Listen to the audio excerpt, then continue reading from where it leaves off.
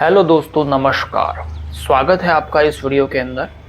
मकर संक्रांति आ रही है और आप सभी ने रंग बिरंगी पतंगों के साथ तैयारी पूरी कर ली होगी और बिल्कुल आप तैयार होंगे पतंग प्रतियोगिता हेतु।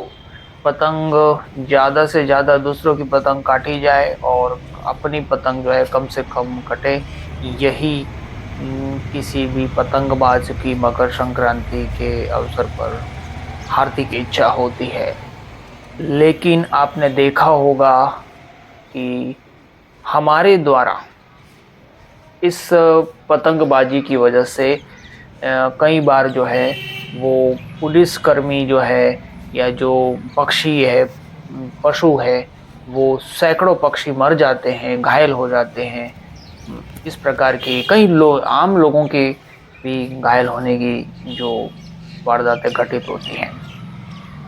तो इसमें हमारे द्वारा जो मांझा काम में लिया जाता है, धागा जो काम में लिया जाता है, उसमें एक तो आता है अपना सामान्य मांझा जो देसी मांझा होता है, ठीक है ना। जैसे बरेली का मांझा, ब्रांड की बात करें तो बरेली का मांझा कह सकते हैं अपन, वो सामान्यतः कॉटन का बना होता है।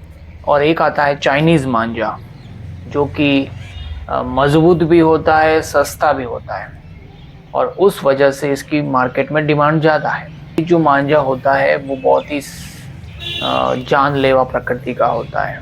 क्यों? क्योंकि इस मांझे को बनाने में नायलॉन का प्रयोग होता है और उसके ऊपर कांच, लोहे का पाउडर जैसे और अन्य केमिकल्स का उसके ऊपर लेप किया जाता है, कोटिंग की जाती है।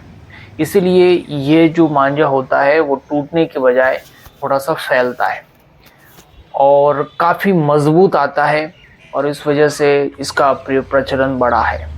लेकिन ये जो मांझा है उस वजह से अपन पतंग प्रतियोगिता जीत जाते हैं, परंतु कई लोगों के ये गले में अटक करके पशु पक्षियों के गले में लग जाती है, किसी अंग के लग जाती है। और हमने ऐसे कई न्यूज़ में देखा है कि कई लोगों की परमानेंट जो है वो हाथ कट गया या गर्दन कटने की वजह से मृत्यु हो गई। इस प्रकार की घटनाएं घटित करते होते हुए देखिए, क्योंकि इसकी जो धार होती है, चाइनीज़ मांझा जो आता है, ये इसकी जो धार होती है वो ब्लेड जैसी होती है। लेकिन इतना सब खतरे के बावजूद भी अपनी पतंग न कटे और दूसरों की ज़्यादा से ज़्यादा पतंग काट सके, इसका प्रयोग किया जाता है। इसके अलावा इसमें जो ये जो मांझा होता है, इसके ऊपर धातु की कोटिंग होती है। ये जो मांझा है इसके ऊपर मेटल की कोटिंग आती है। इस वजह से यदि किसी इलेक्ट्रिसिटी के अंदर वायर से इसका संपर्क हो जाए तो इस चूँकि ये मेटल है और मेटल की कोटिंग की वजह से इसकी वजह से आपको करंट भी लग सकता है और उस वजह से भी कई जो है वो व्यक्ति को नुकसान हो सकता है। तो इसके लिए सरकार ने काफ़ी कदम भी उठाए हैं। सरकार जो है वो कदम भी उठा रही है।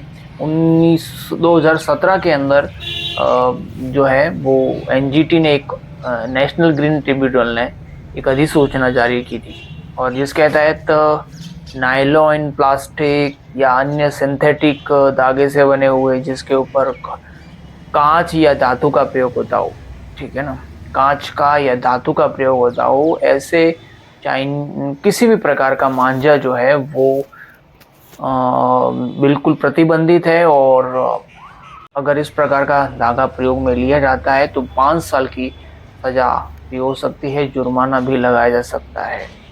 उसके बावजूद भी, इतना सारा कुछ बनने के बावजूद भी, इतने सारे कानून होने के बावजूद भी हमारे देश के अंदर चाइनीज़ मांझा जो है वो धड़ल्ले से बिकता है और ब्लैक के अंदर उसको लोगों के द्वारा बेचा जाता है और सोशल मीडिया का इस्तेमाल करके कि भाई ये सोशल मीडिया पर अपना नंबर दे देते हैं लोग और वहाँ से जो है, हालांकि कहने के लिए क्लेम ये किया जाता है कि भाई ये जो मांझा है वो भारत में तो नहीं बनता है, बाहर से आता है।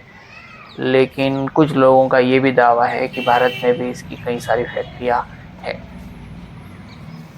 तो हमें इस प्रकार के ये जो चाइनीज़ मांझा है जो कि जानलेवा साबित हो सकता है, लोगों के लिए खतरा बन सकता है। ऐसे मांझे का अगर हम बहिष्कार करें और इस मकर संक्रांति पर हम जो है वो जो वास्तव में जो सही मांझा जो कॉटन का बना हुआ होता है उसका अगर हम प्रयोग करें जो ज़्यादा कम खतरनाक होगा, तो हम कई बेमौत पक्षियों को, जीव जंतुओं को घायल होने से, कई लोगों को घायल होने से हम बचा पाएंगे। और मेरे इस वीडियो बनाने का मकसद जो है वो हमारे किसी भी त्योहार के खिलाफ आवाज़ उठाना नहीं है। मैं सभी त्योहारों का समर्थक हूँ, परंतु हमारी वजह से किसी भी व्यक्ति की जान जाती है तो ये भी उचित नहीं है। तो आप सभी को मकर संक्रांति की हार्दिक शुभकामनाएं। यथासंभव आप इस प्रकार के सिंथेटिक मटेरियल से बने हुए मांझों से दूर रहें, चाइनीज़ मांझे से दूर रहें और देश में निर्मित जो कम हानिकारक मांझे आते हैं उसका प्रयोग कर ही मकर संक्रांति का त्यौहार मनाएं। आप सभी को एक बार पुनः मकर संक्रांति की हार्दिक शुभकामनाएं। आप स्वस्थ रहें और सफल रहें, इसी उम्मीद के साथ में